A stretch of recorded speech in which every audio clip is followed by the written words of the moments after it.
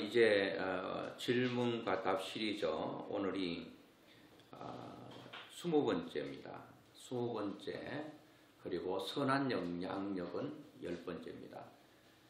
그러면서 끈질긴 도전 3번째 시간 이렇게 잡았는데 지난주에 끈질긴 도전 한 번 한 것 같지만 올해 들어와서 2024년 3월 달에 끈질긴 도전이라고 하는 제목으로 한번 말씀을 전했어요.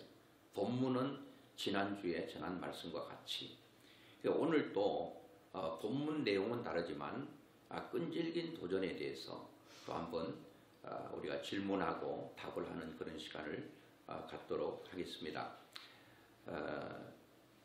이 선한 영향력이라고 하는 것은 어떻게 보면 끈질긴 도전을 하고 있습니까? 이렇게 질문을 할 수 있겠죠. 그러면 여러분들은 거기에 대한 답을 할 수 있어야 되겠죠. 우리는 수많은 도전 앞에 서게 됩니다. 다소간의 그 도전 앞에서 어떤 사람들은 여지없이 무너져 버립니다. 어떤 사람은 무너지지 아니하고 그 엄청난 일들을 이겨내고 해결하는 그런 사람들이 있습니다. 오늘 또한 이 가나안 여인이라고 하는 이방 여인은 엄청난 벽 앞에 무너지지 아니하고 그 벽을 뛰어넘습니다. 그리고 수많은 그 여인을 무너뜨리려고 하는 그런 곳에서 이기고 승리했다. 그 여인이 한 모습들이 그 여인이 그렇게 해서 주위 사람들에게 많은 영향력을 끼쳤다. 그런 것보다도 오늘을 살아가고 우리에게 큰 힘과 위로가 되기 때문에 그 여인의 그런 모습이 우리에게 큰 도전이 되고 선한 영향력을 끼치고 있다. 그렇게 볼 수가 있는 거죠.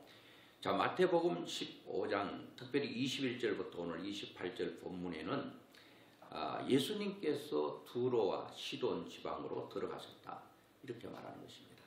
예수님께서 들어가셨다라고 하는 것은 기회가 좀 많다. 이런 뜻으로 받아들일 수가 있습니다. 들어가셨으니까요. 들어가셨다라고 하는 것은 들어가셔서 거기에 그 들어간 곳에서 머물 수 있는 시간이 좀 되는 거죠. 그래서 예수님을 만날 수 있는 기회가 좀 많다. 이렇게 표현할 수 있고 어떨 때 보면 예수님께서 들어 지나가시더라. 이런 표현이 또 있어요. 들어가셨다가 이제 그 지방이 됐든 말이 됐든 빠져나가는 순간은 기회가 아주 짧다. 이런 의미로 받아들일 수가 있는데요.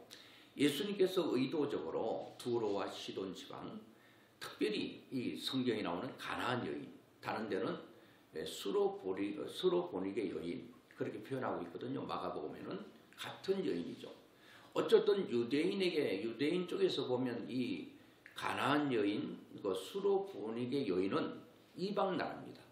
이방 여인입니다. 그런데 예수님께서 그 두로와 시돈 지방으로 들어가실 때에 들어가셔서 많은 사람들을 만나려고 하는 것처럼 보이는데 실제로 보면 예수님께서 이 가나안 여인을 만나기 위해서 예수님이 가시는 겁니다. 예수님께서 가나안 여인을 찾아가시는 겁니다. 어떻게 보면 우리가 예수님을 찾아가는 것이 아니라 예수님께서 우리를 찾아오시는 거죠. 누가 예수님으로 하여금 나에게로 발걸음을 향하게 하고 나에게로 오게 할 수 있느냐? 그것은 우리의 간절함과 절박함, 우리의 믿음이 예수님을 우리에게로 오게 하는 그 능력이 우리에게 있다는 거예요. 그래서 우리가 어떻게 보면 우리가 예수님께 찾아가는 것 같지만 우리의 어떤 간절한 소원과 간절한 기대와 비전과 어떤 소망이 있으면 그 간절함이 주님을 우리에게로 오게 한단 말이에요. 자, 여러분들이 주님께 가는 것 같지만 주님이 우리를 찾아오시도록 오늘 이 여인의 그런 마음을 여러분과 제가 가질 수 있기를 주의 이름으로 축원합니다. 자, 이 가나안 여인, 이방 여인 하나가 그 지경에서 나와 소리를 지르기를 시작합니다. 소리를 질렀다는 표현은 이 여인에게 가슴 속에 뭔가 소리치고 싶은 간절한 소원이 있었다, 그렇게 볼 수 있습니다. 사람이 언제 소리 지르죠? 급할 때 소리 지릅니다. 만약에 우리 집에 불이 났는데 소리 안 칠 사람 어디 있습니까? 나가서 지금은 119가 있어서 119를 눌러서 빨리 우리 집에 오라고 소리칩니다. 빨리 오라고.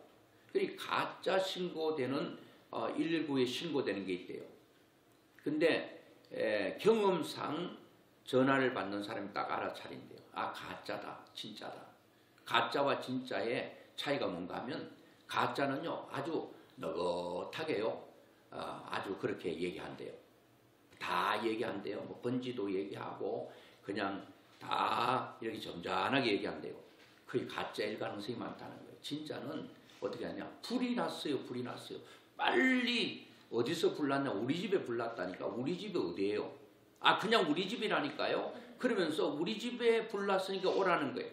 우리 회사에 불났으니까 오라는 거예요. 그 회사가 뭐 한두 군데요. 우리 집에 한두 군데입니까? 무슨 수원 같으면 수원은 분명한데, 수원 또 여러 가지 동이 있는데 어느 동에 어느 지점에 어떤 장소에서 불이 난 걸 알려줘야 되는데, 그 불났다고 빨리 오라고. 이러면 이제 전화 받는 사람이 조금 이 마음을 가라앉히고 어디냐고 자초지종 물으면, 아이고 뭐 그 물을 필요 없다고, 빨리 오면 된다고. 그렇게 하면서 그 진짜라는 거예요. 불이 났는데 소리 안 칠 사람 어디 있습니까? 옛날에는 불 나면 바깥에서 불이야 소리 지르면서 동네 사람들을 일깨웠습니다. 그리고 동네 사람이 뭐 그냥 이 바게스라든지 양동이를 가져가지고 물을 뜨다가 불을 껐지 않습니까? 그리고 여러분, 내 자녀가 물에 빠졌는데, 아이고 내 자녀 물에 빠졌어요, 이런 사람이 있어요? 소리치잖아요. 사람 살려라고, 사람 살려라고 이렇게 소리치는 것입니다. 자, 이 여인이 소리를 질렀다는 것은 이 여인에게 뭔가 굉장한 일이 있다, 우리 이렇게 볼 수가 있는 거예요. 자, 예수님께서 지나가실 때는 수많은 사람들이 인산인해를 이룹니다. 가만히 있으면 예수님 귀에 내 목소리가 안 들려요. 그러니까 저 많은 웅성거리는 소리보다 내 소리가 적어도 더 커야 된다. 예수님께 소리를 질렀습니다. 소리를 질러서 말하기를, 주 다윗의 자손이여 나를 좀 불쌍히 여겨주세요.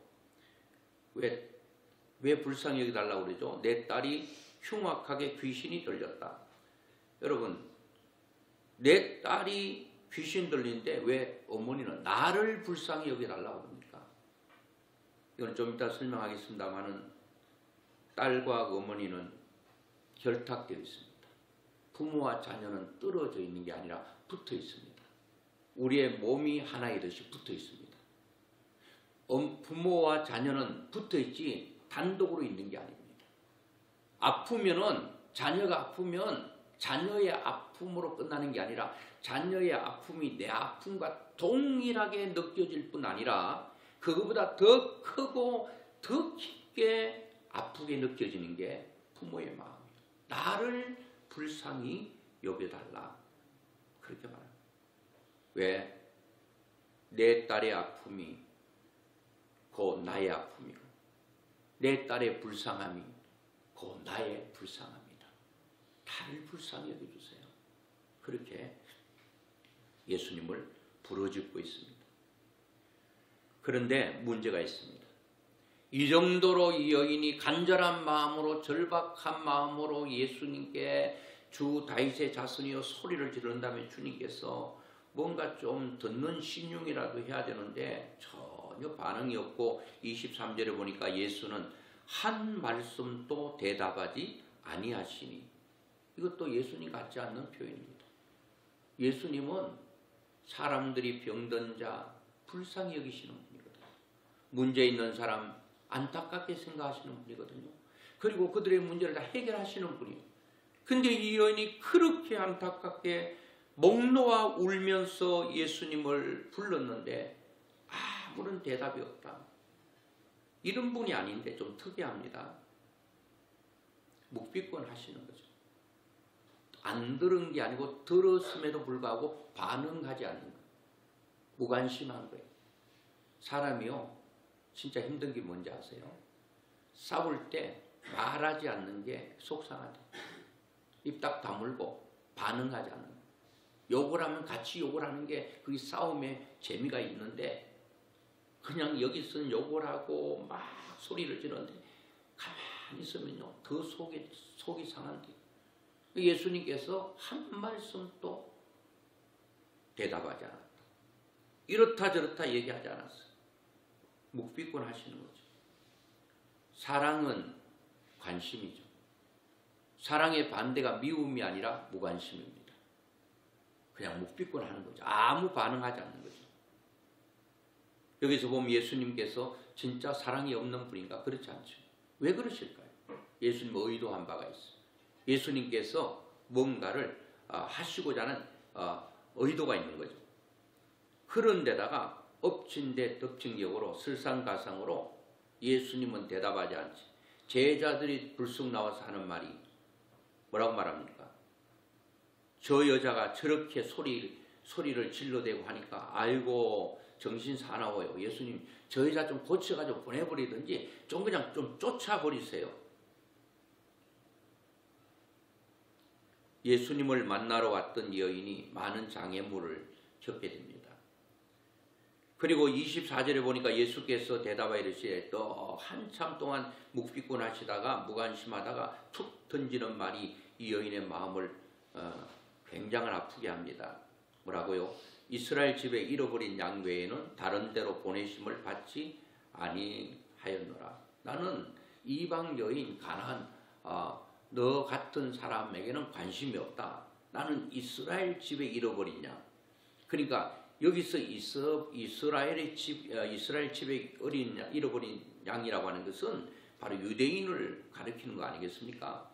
그리고 여기는 그 외에 다른 데로 그 이방 사람들에게는 보냄을 받지 않았다. 관심 없다는 거예요. 내 관심은 오직 유대인들 그리고 이방 사람에게는 관심이 없다. 이런 얘기.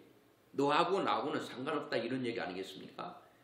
이야, 이 정도 되면 여인은 뭐 딸 고치는 고사하고 그냥 다 집어 던져버리고 포기하고 그만둘만 한데 이 여인이 뭐라고 말합니까? 여자가 와서 예수께 절했다라고 하는 것은 그냥 단순히 무릎 꿇어 절했다 그런 표현이 아니라 예수님께 예배했다 그런 말이에요.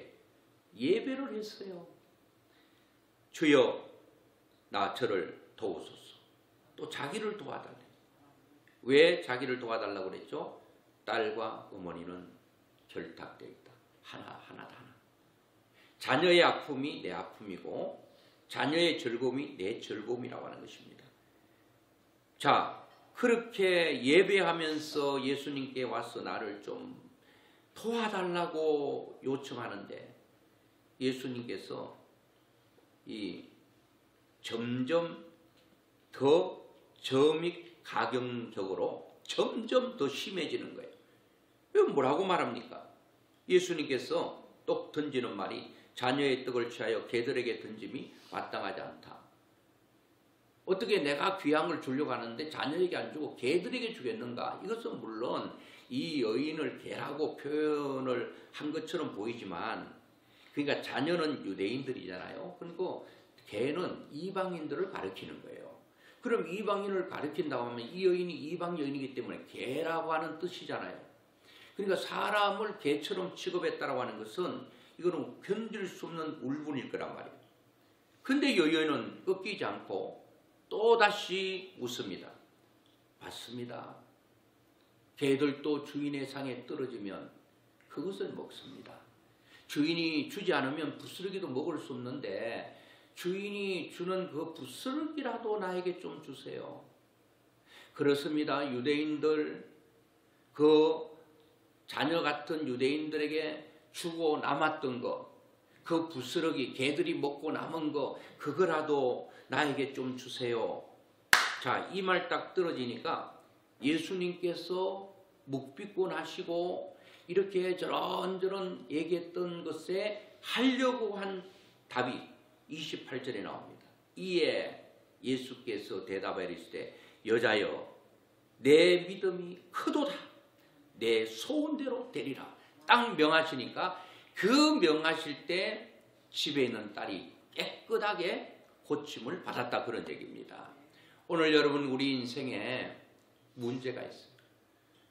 이 여인이 자기 딸이 흉악한 귀신이 들려서 물에도 불에도 넘어지고 자기 정신으로 살아가지 못하는 이 딸의 문제를, 이 여인은 딸의 문제를 가지고 나왔습니다. 자기 힘으로 해결할 수 없어요. 자기 능력으로 그 문제를 어떻게 할 수가 없어요. 오늘 이 여인은 딸의 문제지만 인생 모두 지금 80억 명이 살아가고 있는데 일일이 물어보면 문제 없습니까? 물으면 나 문제 없다는 사람들은 정신이 이상하다든가 뭔가 거짓말하고 있는 사람이에요. 물어보세요. 다 문제가 있습니다. 겉으로 볼 때는 다 문제 없어 보여요. 신사처럼 보입니다. 그런데 다 뜯어보면요, 다 문제가 있습니다. 어느 병원에 가보니까 다 넥타임하고 점잖은 사람들이 줄을 쭉 서 있고 앉아 있고 그래요. 그래서 이 사람들은 그냥 왜 병원에 왔는가 이래 봤더니 그 사람들이 서 있고 앉아 있는 그 점잖은 사람, 또 여성들은 또 옷 같은 것도 아주 잘 입은 사람들, 이 사람들이 왜 왔을까? 그리고 이제 그 무슨 과인가 싶어서 이렇게 고개를 들어서 봤더니 거기가 정신과예요. 정신이 문제가 있었어요. 이런 사람들이 바깥에 다니면 이 사람이 무슨 문제가 있겠는가? 이 여인을 보면 무슨 문제가 있겠는가? 그런 사람들이 병원에 나는 정신이 고장이 났어요. 정신이 문제가 있어서 그 고치러 왔어요. 다 앉아 있는 거예요. 오늘 여러분, 어떤 사람은 자녀의 문제로 몸부림칩니다. 어떤 사람은 부모의 문제로 아파합니다. 어떤 사람은 인간관계 때문에, 틀어진 인간관계 때문에 너무너무 힘들어합니다. 어떤 사람은 경제적인 어려움 때문에 참 목말라합니다. 또 어떤 사람은 이런저런 이유 때문에 굉장히 힘들어합니다. 아이들은 공부 잘하고 싶은데 아무리 해도 성적은 오르지 않고 힘만 들어요. 그러니까 아이는 아이대로 힘들어해요. 초등학교 때 물어보세요. 아이고 어떠니? 아이고 힘들어 못 살겠어요. 힘들어 죽겠어요. 왜 학교 가면 학교 정문 나오기 전에 벌써 학원 버스들이 그냥 딱 기다려서 애를 태워가지고 학원을 다 또 데려가요. 그리고 밤늦게 또 태워가 집에 데려다 줘요. 애들도 지금 공부 때문에 참 힘들어해요. 모두가 힘들어한단 말이에요. 어떤 문제는 내 힘으로 도저히 해결할 수 없는 문제도 있고 어떤 문제는 해결할 수 있는 것도 있는데 오늘 많은 사람들이 힘들어하는 것은 이 내가 당하고 있는 이 문제를 해결할 수 없다고 생각할 때 사람은 와느냐 절망하게 돼. 이 문제는 해결할 수 없어. 그러면 낙담합니다. 마음이 무너지는 것입니다. 이 낙심이 뭡니까? 떨어지는 거 아니겠어요? 내 마음이 위에서 뚝 떨어지는, 지하로 막 파고 들어가는 거예요. 그러면 희망이 없는 거예요. 그 죽고 싶은 거예요. 살 어떤 낙이 없는 것입니다. 자, 그런데 어떤 문제라도 답이 있다. 답을 알고 있는 사람은 어떤 크든 작든 어렵든 그렇지 않든 그 문제 앞에 절망하지 않습니다. 답을 알고 있기 때문에. 답을 알고 있기 때문에. 여러분, 인생에 여러분 답을 알고 계십니까? 답을 알고 계셔요? 아이고, 내가 인생에 답을 알고 있다면 내가 하나님이지 인간이겠는가? 그래요. 우리는 답을 몰라요. 근데 답을 알고 계시는 분이 있어요. 그분이 예수님입니다. 우리는 내 인생에 답을 알고 계신 그분 앞에 우리의 문제를 가지고 나가면 그분이 해결하신다. 문제는 내 인생의 문제를 예수님께 가지고 나가는가 나가지 않는가, 그것이 더 문제인 것입니다. 자, 여기서 저는 예수님은 내 믿음이 크다 이렇게 표현한 것은요, 사복음서에 아무도 없습니다. 제가 다음 주에는 백부장 얘기를 좀 하려고 했는데 백부장의 믿음도 주님께서 칭찬했거든. 이방 사람인데. 그런데 내 믿음이 크다라고 하는 표현을 한 것은 이 여인밖에 없어요. 이 여인밖에. 이 여인은 믿음이 크다는 거예요. 우리의 문제는 믿음입니다. 믿음이 크면 큰 만큼 역사는 나타나는 겁니다. 그러면 우리의 믿음이 크기 위해서 어떤 믿음은 작은 믿음이 있어요. 어떤 믿음은 중간 믿음이 있어요. 어떤 믿음은 큰 믿음이 있어요. 크게 믿음은 큰 역사를 일으키고 작은 믿음은 작은 역사밖에 못 일으키는데, 그럼 문제는 우리의 믿음이 키워야 되고 믿음이 커야 돼요. 내 믿음을, 나는 믿음이 좀 크고 싶어요. 그런 생각한다고 믿음이 커지는 게 아니라 오늘 이 여인의 믿음을 키우는, 배양하는 그 길을 보면 알 수 있습니다. 첫째, 우리 믿음을 키우려면 마음 관리를 잘 하셔야 돼요. 자, 오늘 이 여인은요, 어떤 일이 있었죠? 마음이 그냥 막 무너지는 그런 것들을 경험합니다. 예수님 앞에 나간 데 무관심하지, 묵비권하시죠. 아무 대답 없죠. 무시하는 것 같죠. 너무너무 힘든 거야, 이 마음이. 여러분, 우리 마음만 지킬 수 있다면 걱정할 게 없습니다. 물어 지킬 만한 것보다 더욱 내 마음을 지키라고 그랬거든요. 여러분, 인생이 무너지는 것은 어디서 무너지느냐? 마음이 무너지면 무너지는 거예요. 마음.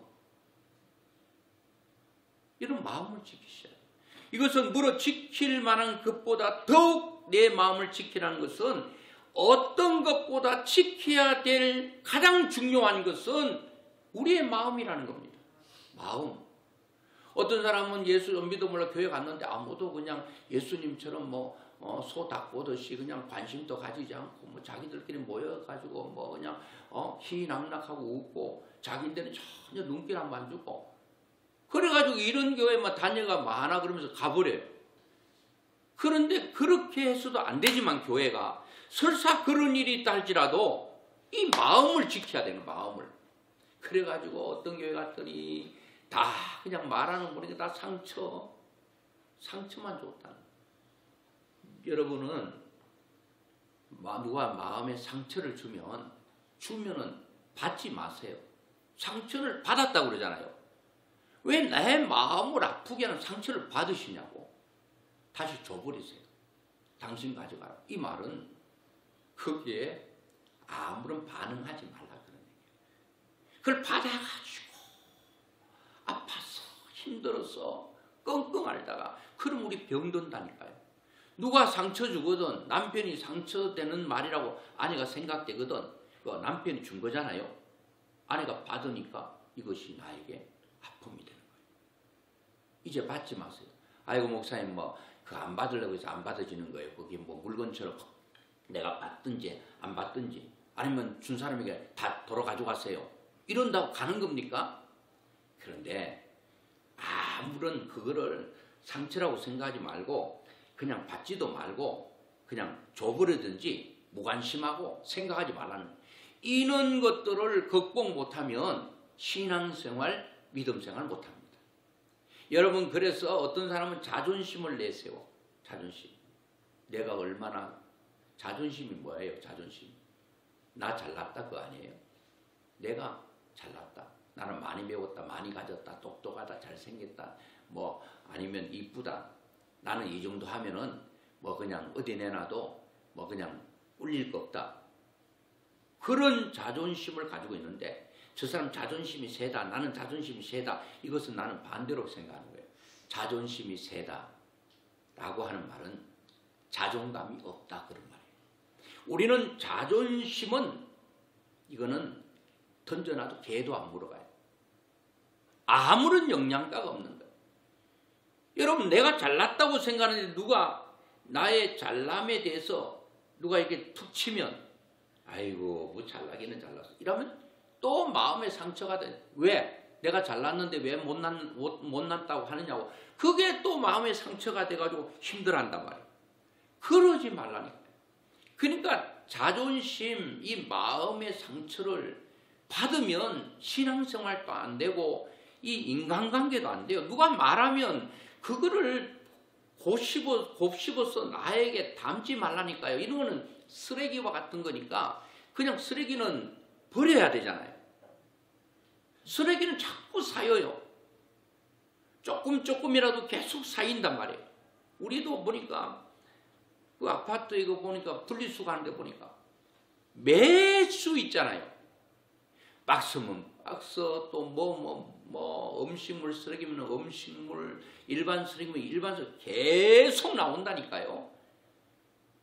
여러분, 쓰레기 치우는 차들이 계속 매일 다니잖아요. 그런데도 계속 차는 거는 인생은 쓰레기가 너무 많다는 거. 이거를 집에 계속 쌓아두면 되겠어요. 음식물을 집에 쌓아놓고 또 다른 쓰레기 쌓아놓고 이러면 집이 완전히 쓰레기 집이 되는 거예요. 그러면 막 냄새도 나고 악취도 나고 벌레가 생기고 머리도 아프고 여기서 병균을 막 퍼뜨려가지고 병 나고 안 되는 거예요.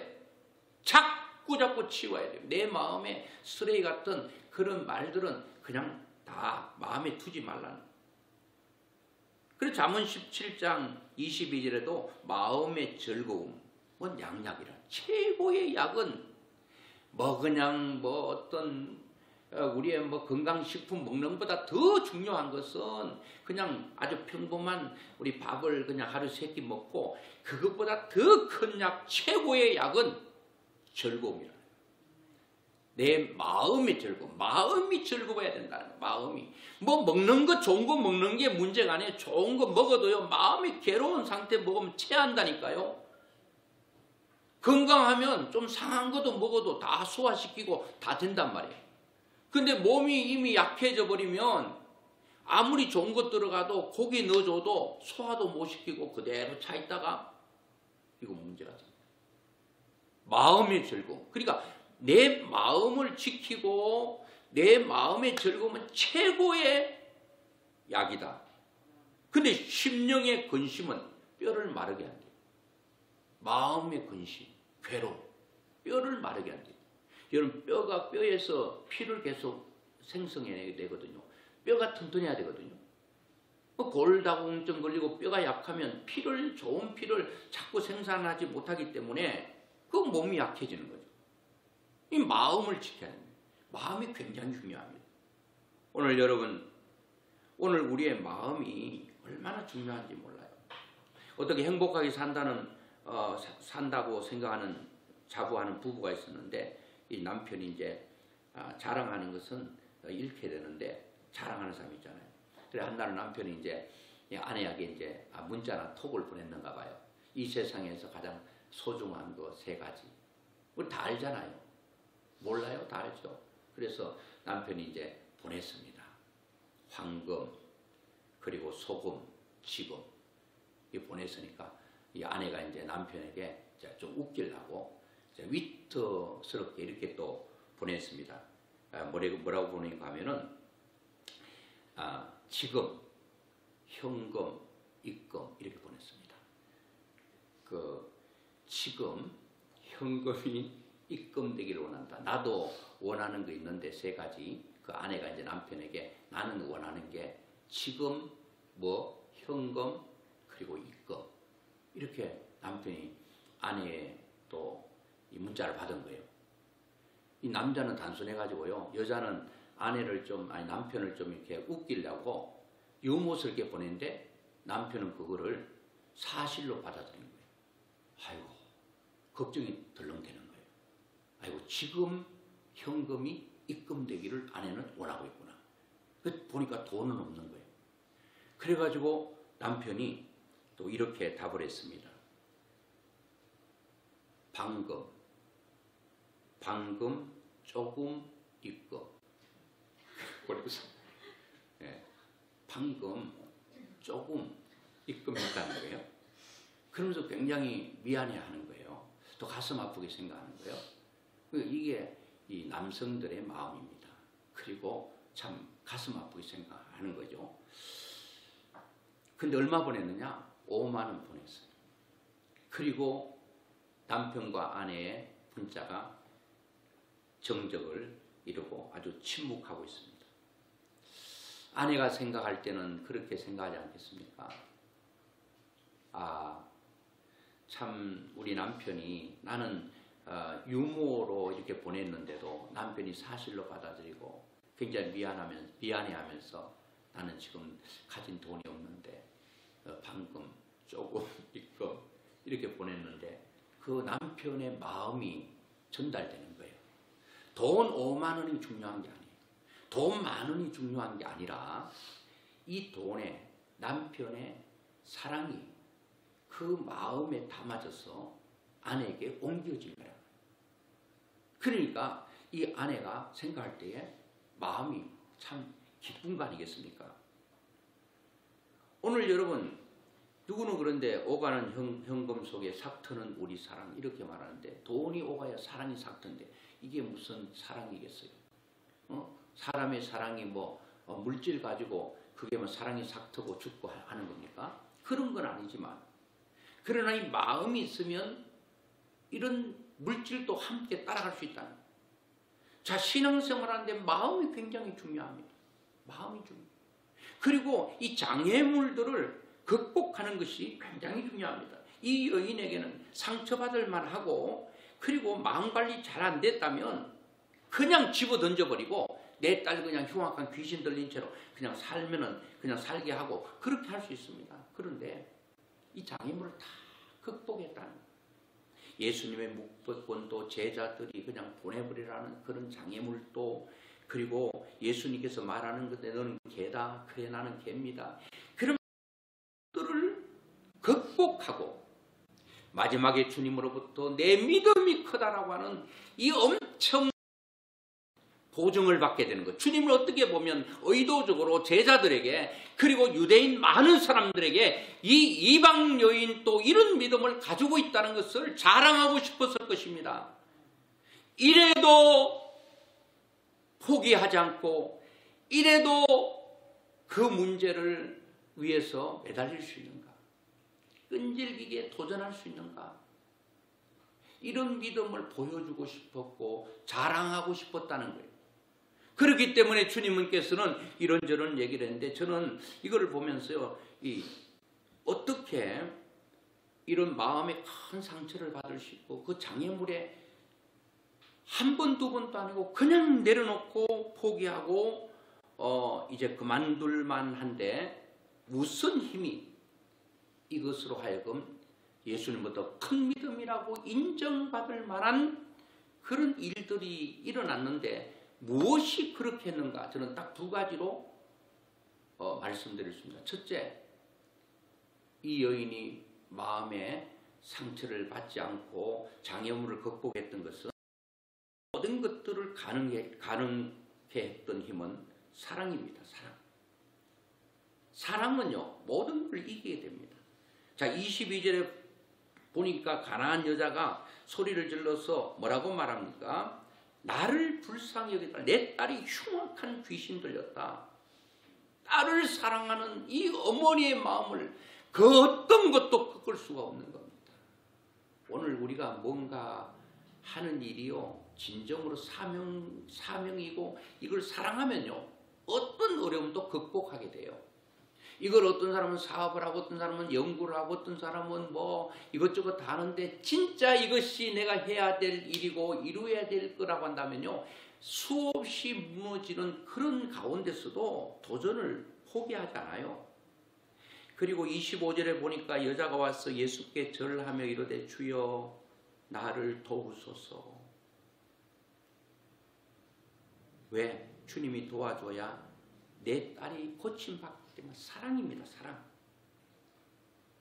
사랑은요 모든 것을 가능케 합니다. 저는요 남녀가 돈이 있다 없다 다 조건을 따지고 하는데 진짜 두 사람이 뜨거운 사랑의 관계로 맺어져 버렸다면 어려움을 극복할 수 있습니다.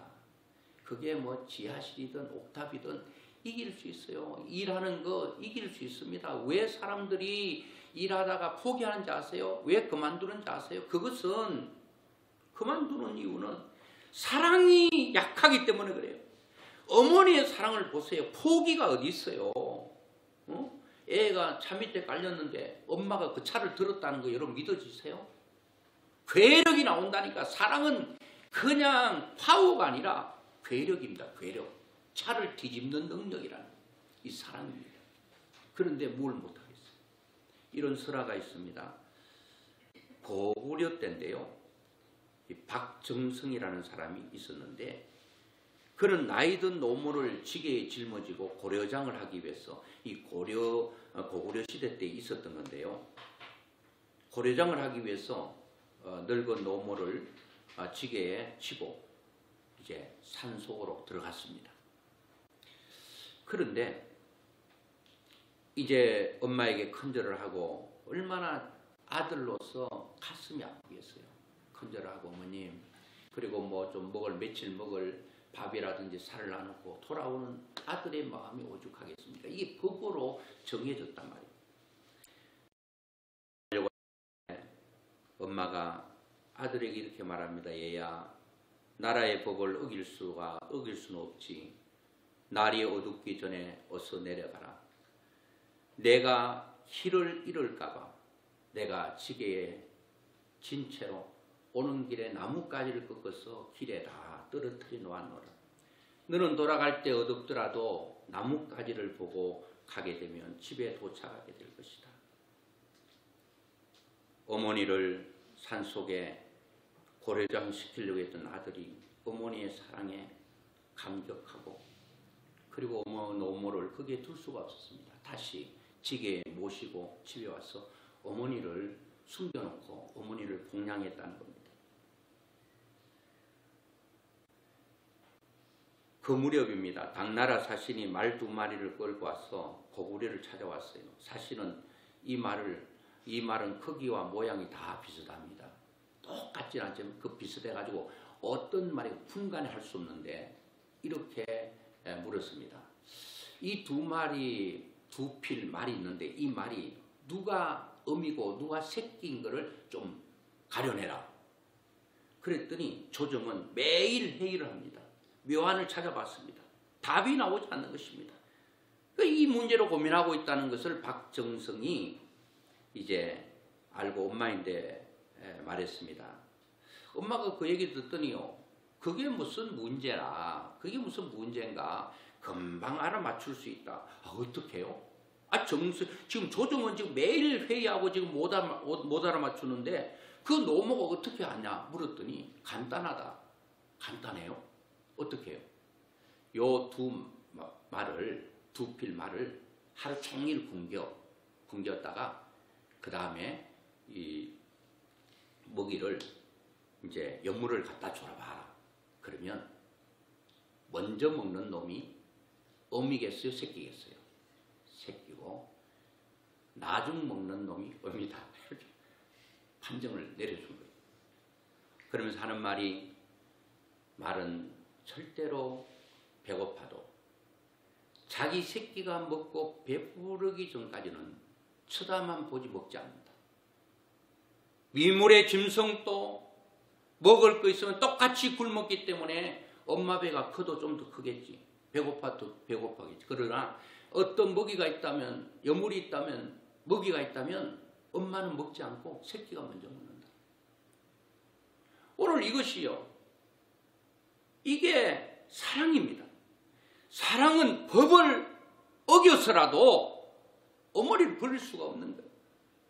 그래서 당나라 사신이 이 고구려인의 지혜를 탐복하고 본국으로 돌아간 그때에 박정성은 임금에게 가서 이 고려장에 대한 것을 폐해를 얘기하고 진언을 했습니다. 그래서 이 고려장이 폐지됐다라고 하는 얘기가 있는 걸 봤는데 여러분 사실 이것은 설하잖아요. 근데 이게 사실 있었던지 뭐 전에 내려온 얘기니까 제가 볼 때는 그때의 고구려 시대 때 사람들의 평균 수명이 42.3세, 42.3세 같으면 알랍니다 아직. 그런데 그럼 누가 이 42.3세에 되는 뭐 아니면 40세, 35세 되는 사람을 갖다가 고려장에 했겠어요. 이거는 자식은 부모에 대해서 효도하고 공경해야 된다라고 하는 그런 교훈을 주기 위해서 만든 것이 아니겠는가 그런 생각이 듭니다. 어쨌든 부모의 사랑은 또 이 누구의 부부의 사랑은 어떤 사랑이든지 모든 것들을 이기게 합니다. 모든 것들을 극복하게 합니다. 그리고 두 번째는 뭔가 하면은 이게 이제 가장 중요한 건데요. 마음을 지키고 장애물을 극복하는 것은 첫째는 사랑이라고 했습니다. 둘째는 뭐냐? 답은 예수님께 있다라고 하는 믿음입니다. 제가 서론 부분에도 말씀드린 것처럼 인생이 답답하고 힘드는 것은 이런 문제가 있으면 해결할 수 있는 능력이 없을 때 절망하고 답답해하고 힘들어합니다. 그래 답이 있다 그러면 무엇이 걱정이겠습니까? 무엇이 염려가 되겠습니까? 그런데 인생의 문제는요, 수를 헤아릴 수 없을 만큼 많습니다.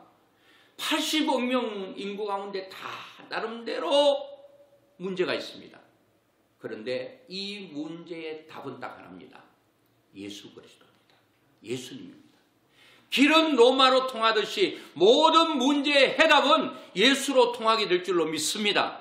오늘 예수님께서 우리의 모든 인생의 문제의 답이에요.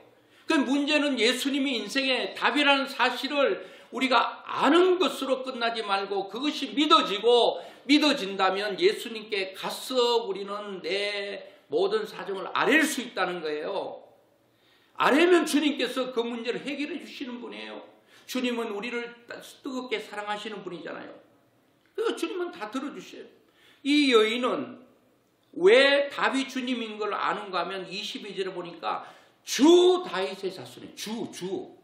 예수님은 모든 문제의 주인이시다. 주인은 모든 것들을 다 핸들링 할 수 있는 능력이 있는 사람은 주인이에요.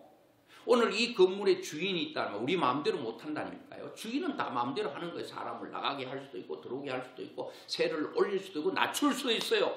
그런데 우리는 주인이 아니기 때문에 내 마음대로 못하는, 인생의 모든 문제의 주인은 예수님인 것을 이 여인은 확실하게 믿었다는 거예요.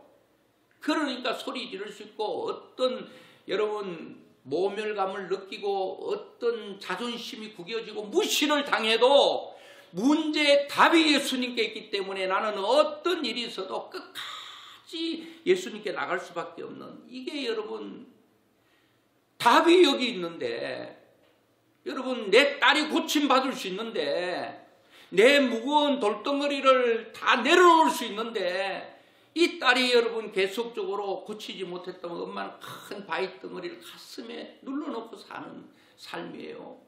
그리고 짊어지고 사는 거예요. 얼마나 괴롭겠어요. 이 돌을 내려놓고 이 돌을 옮길 수 있는 답이 예수님께 있다면 이 여인은 어떤 일도 극복할 수 있어요. 여러분 왜 무너집니까?